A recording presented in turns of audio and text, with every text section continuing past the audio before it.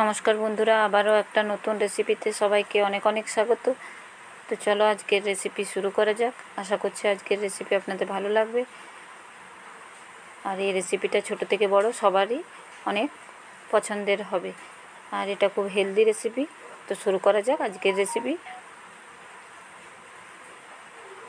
বন্ধুরা, আজ আমি আটা দিয়ে রেসিপিটা বানিয়ে দেখাবো, আর ঘরে থাকা সামান্য কয়েকটা উপকরণ দিয়ে এটা বানিয়ে নেওয়া যাবে। তো এটা বানানোর জন্য এই বাঁধাকপি কুচি করে নিয়েছি, একটু আলু গ্রেট করে নিয়েছি, আর টমেটো কুচি করে নিয়েছি। তো আলুটা চাইলে আপনারা সেদ্ধ আলু দিতে পারেন। এখানে কড়াইটা গরম হতে দিয়ে দিয়েছি, একটু জিরে ফোড়ন দিলাম। জিরেটা একটু ভাজা ভাজা হয়ে গেলে ততক্ষণ গরম হোক। আমি এখানে পরিমাণ মতো আটা নিয়ে নিয়েছি, গমের আটা এটা, আর 2 চামচের মতো এখানে সাদা তেল ব্যবহার করছি, আর পরিমাণ মতো নুন দিয়ে দেবো। নুনটা আমি আগেই দিয়ে দিয়েছি, দেখানো হয়নি। তো এবার ওটাকে ভালোভাবে ময়নটা মাখিয়ে আটার মধ্যে মিশিয়ে নেব ভালোভাবে। আর এদিকে কড়াইটা গরম হয়ে গেছে আমার, বাঁধাকপিগুলো দিয়ে দিলাম, দিয়ে এবার এটা হতে দেব। যে আটাটা আমি হালকা গরম জল দিয়ে মেখে নিলাম। আপনারা চাইলে এটা আটা দিয়েও করতে পারেন, আবার ময়দা দিয়েও এটা বানিয়ে নিতে পারেন। তো আটাটা মেখে আমি রেখে দিলাম। নর্মাল আমরা যেমন রোজ আটার রুটি খাই ঠিক তেমনভাবেই আটাটা মাখতে হবে, খুব বেশি শক্তও না আবার খুব বেশি নরমও না। এবার আলুটা যেটা গ্রেট করে রেখেছিলাম সেটা দিয়ে দিলাম। আপনারা চাইলে বারবার বলছি এখানে সেদ্ধ আলু ব্যবহার করতে পারেন, আর যে কোনো সবজি আছে, গাজর, ক্যাপসিকাম, সমস্ত জিনিস এখানে ব্যবহার করা যেতে পারে। টমেটো কুচিটা দিয়ে দিলাম, দিয়ে এবার হতে দেবো কিছুক্ষণের জন্য। কিছু মশলা এখানে অ্যাড করব আমি। একটু ধনে জিরে গুঁড়ো করা ছিল সেটা দিলাম, পরিমাণ মতো নুন দিয়ে দিলাম, আর একটু জিরে গুঁড়ো দিয়ে দিলাম। দিয়ে এবার সমস্ত উপকরণ ভালোভাবে মিশিয়ে নেব। হলুদ গুঁড়োটা বাকি ছিল সেটাও দিয়ে দিলাম, দিয়ে এবার ভালোভাবে আমাকে যতক্ষণ না পর্যন্ত বাঁধাকপিটা একটু সেদ্ধ হয়ে যায় ততক্ষণ অবধি এটা নেড়ে চেড়ে আমাকে করে নিতে হবে। বাঁধাকপিটা দেওয়ার কারণে তলায় লেগে যাচ্ছে আলুটা, তো এভাবে একটু খুন্তি দিয়ে চাপ দিয়ে দিয়ে তুলে নিয়ে আমাকে এটা ভেজে নিতে হবে ভালো করে। নামানোর আগে একটু গোলমরিচের গুঁড়ো দিয়ে দিলাম। আপনারা চাইলে এখানে কাঁচা লঙ্কা কুচি দিতে পারেন। তো যেহেতু এটা বাচ্চাদের টিফিনের রেসিপি, তাই আমি এখানে কোনো ঝাল ব্যবহার করছি না। আপনারা চাইলে লঙ্কা, ধনেপাতা এগুলো দিতে পারেন। এটা আমার হয়ে গেছে। তো এটাকে মিশিয়ে যে একটা থালার মধ্যে নামিয়ে নিলাম, একটু ছড়িয়ে দিলাম থালাটার মধ্যে যাতে তাড়াতাড়ি ঠান্ডা হয়ে যায়। আটাটা ততক্ষণে আমার 10 মিনিট রাখা ছিল। এবার আটাটাকে আবারও ভালোভাবে মেখে নিচ্ছি আমি এবার লেচি কেটে নিচ্ছি।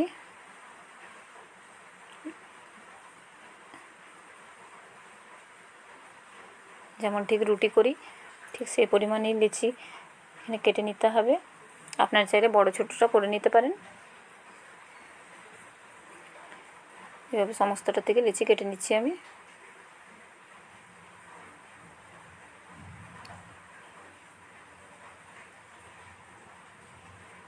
দিয়ে এবার এইভাবে গোল করে নিলাম। এবার কিছুটা পুর এর ভেতরে ভরে দেবো আমি, খুব বেশি ভরার প্রয়োজন নেই।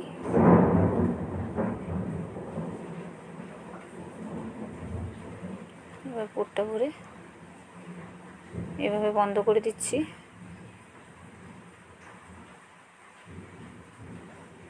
এবার এভাবে বন্ধ করে সবগুলো আমি রেডি করে নেবো ঠিক একইভাবে।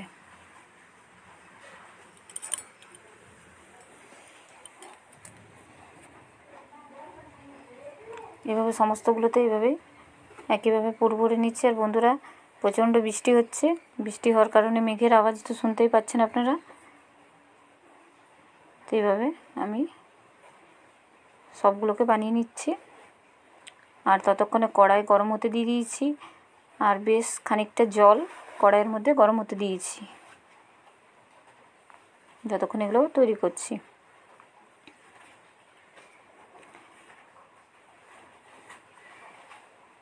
এই যে কড়াইয়ে একটু বেশি পরিমাণে জল দিতে হবে, আর জলটা খুব ভালো মতো গরম করে নিতে হবে, ঠান্ডা অবস্থায় কিন্তু একদমই দেওয়া যাবে না।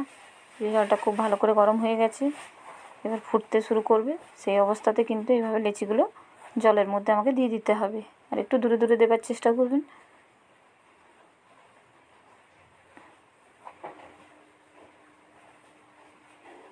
এভাবে সমস্ত লেচিগুলো দিয়ে আমাকে ফুটতে দিতে হবে।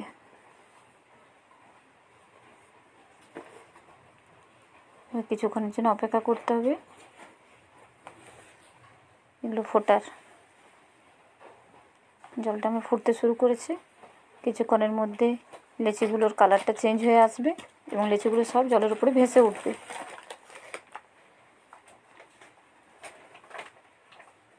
এটা 10 মিনিটের মতো সময় লাগবে হতে। তো এই যে লেচিগুলো সমস্ত আমার ভেসে উঠেছে, এবার এগুলোকে উল্টে পাল্টে দিতে হবে একটু করে। এটা প্রায় হয়ে গেছে, আরও কিছুক্ষণের জন্য আমি এটা করে নেব। তো আমার হয়ে গেল, দেখুন কালারটা উপরে চেঞ্জ হয়ে এসছে, এগুলো হয়ে গেছে। গ্যাসটা বন্ধ করে এগুলো আমি নামিয়ে নিচ্ছি, নামিয়ে একটু ঠান্ডা করে নিচ্ছি। যে নামিয়ে আমি ঠান্ডা করেও নিলাম। দিয়ে এবার কড়াইয়ের মধ্যে 2 চামচের মতো সাদা তেল দিয়ে দিলাম। এবার চারদিকে কড়াইটা ছড়িয়ে দিচ্ছি এভাবে, যাতে লেগে না যায়। আর এখানে আমি শুকনো কারি পাতা দিচ্ছি, আপনার চাইলে ফ্রেশ কারি পাতাটাও ব্যবহার করতে পারেন। তো আমার শুকনো করা আছে, তাই আমি শুকনো কারি পাতাটা এখানে ব্যবহার করলাম। আর কিছুটা পরিমাণ 1 চামচের মতো এখানে তিল ব্যবহার করছি। এবার একটু হলুদ গুঁড়ো দিয়ে দেবো উপর থেকে।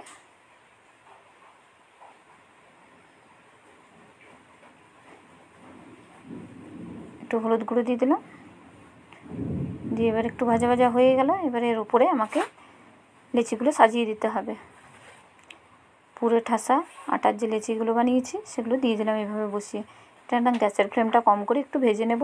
আপনারা চাইলে এই অবস্থাতেও খেতে পারেন, কিন্তু একটু ভেজে নিলে এটা কালার দেখতেও সুন্দর লাগে আর খেতে আরও বেশি সুস্বাদু হয়। তাই আমি হালকা তেলে এভাবে ভেজে নিচ্ছি। দেখুন কি সুন্দর কালার এসে গেছে, দেখতেও সুন্দর লাগছে। এভাবে করে দিলে বাচ্চারা অনেক পছন্দ করবে, দেখবেন। তো এভাবে করে উল্টে পাল্টে ভেজে দিলাম। আর আমার রান্নাগুলি ভালো লাগলে লাইক কমেন্ট শেয়ার করতে ভুলবেন না। অবশ্যই চ্যানেলটিকে সাবস্ক্রাইব করার অনুরোধ রইল সকলকে।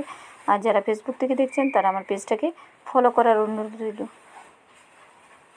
কিছু উল্টে পাল্টে আমি ভেজে নিলাম, দুটো হয়ে গেছে, তুলে নিলাম যাতে একটু কালারটা আসে, সেই জন্য আমি একটু সময় নিয়ে ভেজে নিচ্ছি।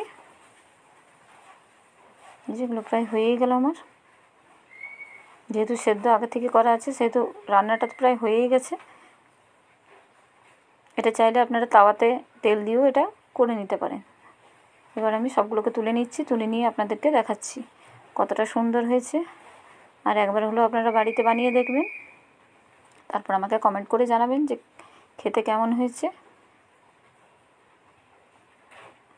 সবগুলো আমি তুলে নিলাম।